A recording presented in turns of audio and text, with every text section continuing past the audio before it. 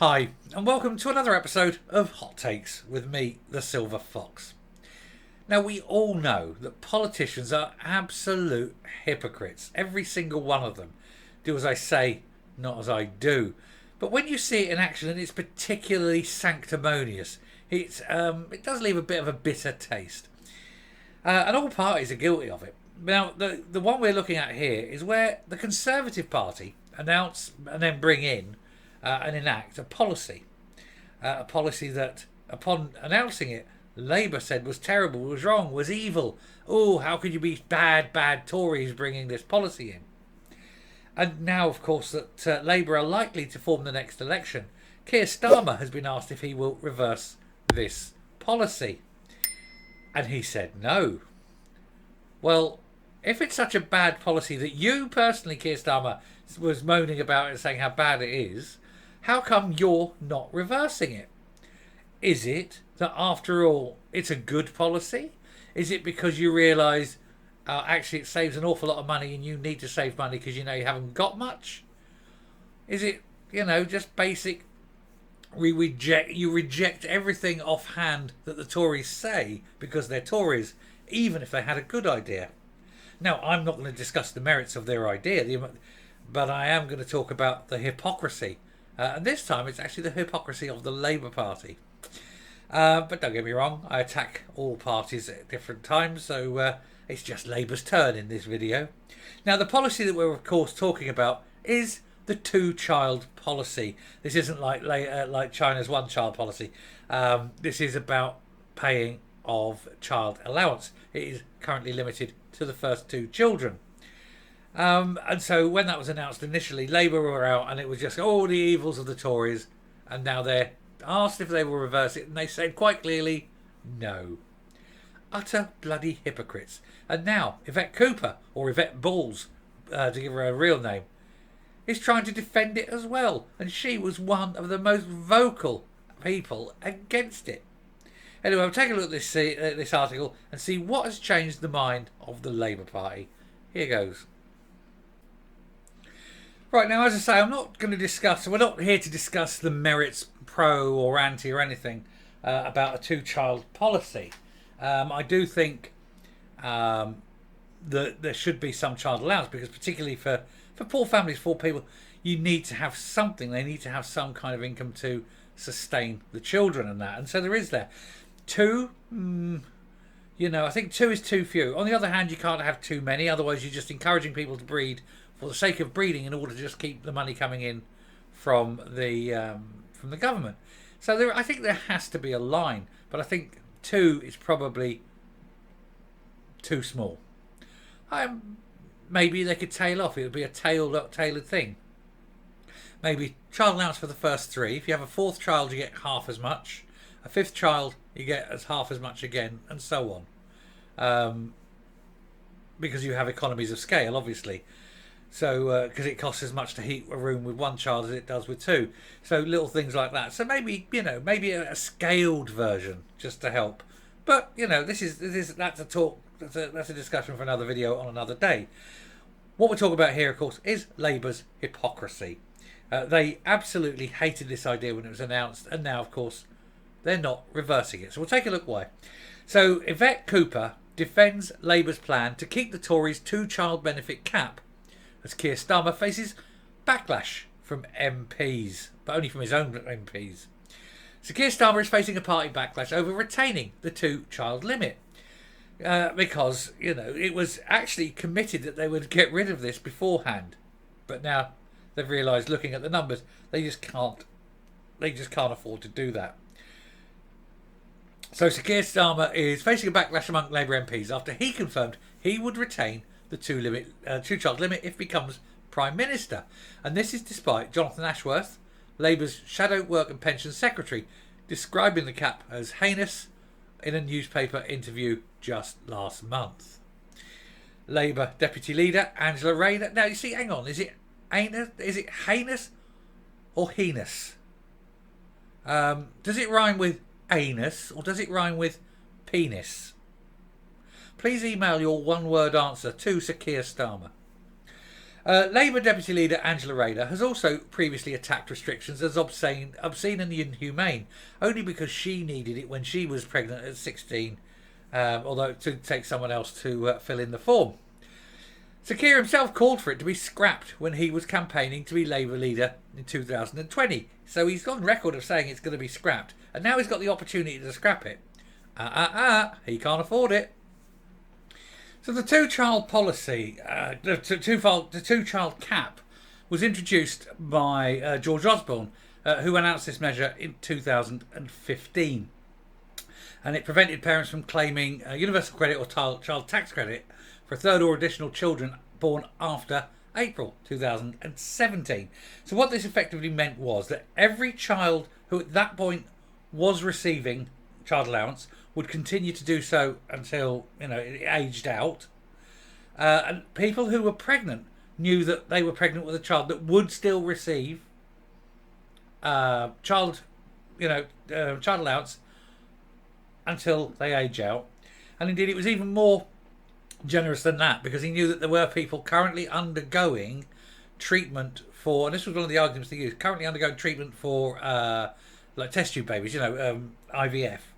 And it would be unfair for them to change the rules while they just started this IVF.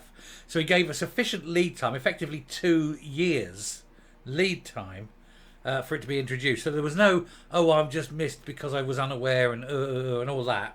It was there, and it was well advanced notice. So there was 2 years clear. So I think in terms of notice, it was fair that there was notice. I just think that the conditions on it were perhaps a bit too harsh.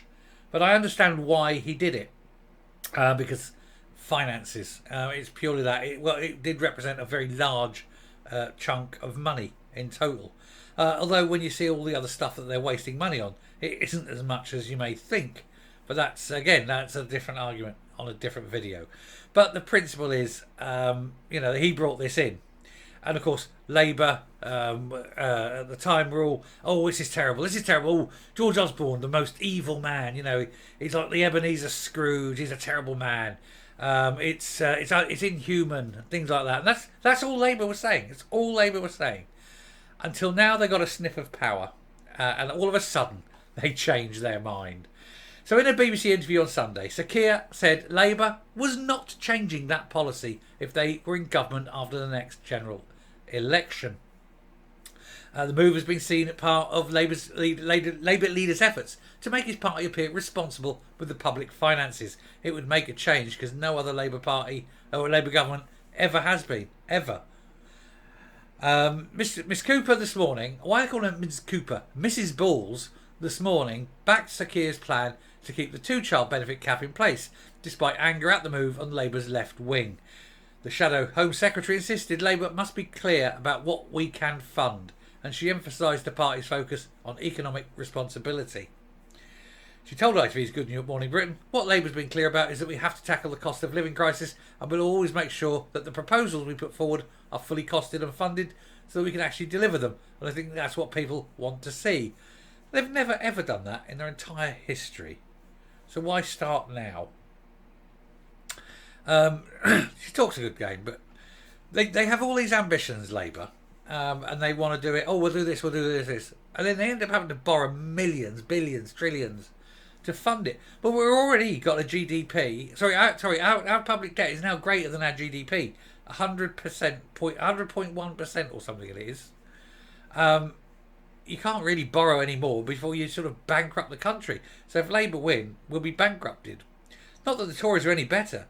This was the Tory government that was meant to bring down public debt and meant to strive for the future. And then you have Rishi Sunak going, let's just give everyone billions to make sure that money that belongs to the public goes into private hands. And a lot of people made a lot of money. A lot of his mates made a lot of money during that. Nobody was watching it. Awful lot of fraud. So they're all tossers, Miss Cooper later told Sky News, we opposed it when it first came in, and we have pointed out a whole series of different things that the Conservatives have done that are damaging. But we've also been really clear that anything we say has got to be funded. And so, as I say, they cannot fund the reversal of this policy. Senior Labour MPs have questioned Sir Keir's change of stance on this issue. You don't think Keir will be leader for long? If Labour win, and there's no if, when Labour win the next election, even with a large majority, he will be ousted and some hard left leader will go in. There will be a hard left coup d'etat within months of Labour forming a government. Meg Hillier, the Labour chair of the House of Commons Public Accounts Committee, told BBC last night, "I was never comfortable about having the child benefit cap, but I recognise the fiscal challenges we're going to face. Personally, I'd be lobbying for a lifting of it." Stephen Timms, the Labour chair of the Work and Pensions Committee, said the 2-child limit should go. Well, how are you funding it? He told the newspaper, "The case for 2-child limit is not a strong one, and I've been interested to see Conservative MPs start to question the falling birth rate in this country." Boom. Glad someone's mentioned it. This is where I was going. We have got a demographic time bomb, and it is massive. We have got an ever-growing number of old people, and we've got a falling birth rate. And so all these old people that are going to go off and be retired and need support, and not just financial support, medical support, care support, all that sort of thing. And that'll all have to be done by the younger generation, because that's the people who do it. And we've got a shrinking younger population because nobody's breeding. And so let's say the boomers are okay. The boomers were the ones that they had the biggest cohort, and so all through their lives they were the ones, they created a lot of money, because when they went into work there were so many of them. The economy boomed, and they had all this and they had this and they had that, and fantastic. They all retired, and so you lost the biggest single cohort in history as they all left the workforce and went into retirement.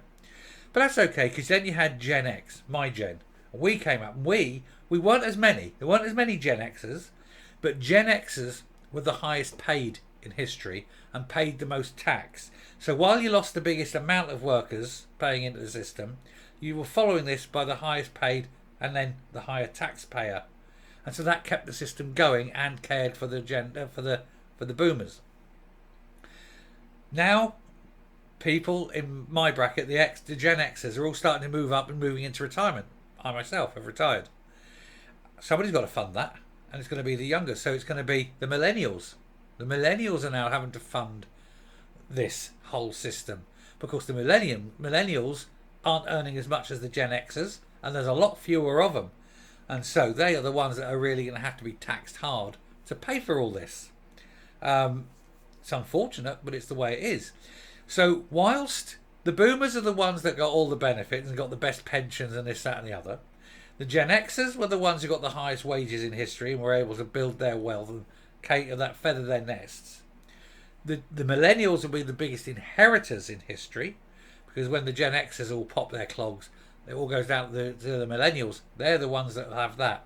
But then you get the new one coming up, the Gen Zs. Oh, they're buggered, aren't they? They are well and truly buggered. The only way out of it is for millennials and Gen Zs right now to start having lots and lots of babies. And for that, you need child allowance. Some countries like Hungary are paying money. They're not just... you're not just getting tax benefits and things. They're physically giving you money. The equivalent of something like £9,000 if you have a baby. Hungary have got a growing birth rate. One of the very few countries in Europe with a growing birth rate. Poland are doing the same. They're issuing big credits to people who have children, because they see the coming problems with the demographic time bomb, where you're going to have the biggest cohort in the world, the biggest cohort in history, will all be retired, and everyone else will have to supply. It's not going to be good. It's not going to be good. Anyway, I shall round it there. I shall finish off, because I think we're just getting a bit off topic there. But it's just funny how Labour were so against this until they realised they're going to be in power, and they realised, oh, we can't afford it. Quick, volte-face, and away. Anyway, I'm up. Come out and finish the video. Right, I think generally we need to pay more. I think maybe 3-child maximum and then phase afterwards. I think that's probably the best one. That's the fairest one. It doesn't actually add that much to it. And when you think how much money they can piss away, 50 billion to the Ukraine. How come Zelensky, a comedian before the war, is now worth $1 billion? Yeah, odd that, isn't it? Think of that money. Well, we should ask for it back. That'd be grand. And we need to stop being virtuous on the world stage. Yeah, we can't afford to be virtuous. So if we stop being virtuous, all that money, there you go, paid for it. Easy. And we encourage people here to breed, to have children. Because trust me, young people, you're the ones that are going to need them the most. Us old farts, yeah, we're okay. You know, we'll all carked it by the time it's a major problem. Anyway, I shall stop there. Thank you very much. That's a cheery note to stop on, isn't it? But I shall stop there. Thank you very much for watching. If you like what you're seeing here on the channel, do please hit the subscribe button, ring the bell, leave a like, leave a comment, please share the video. And until next time, stay safe, stay well, and have babies. Bye.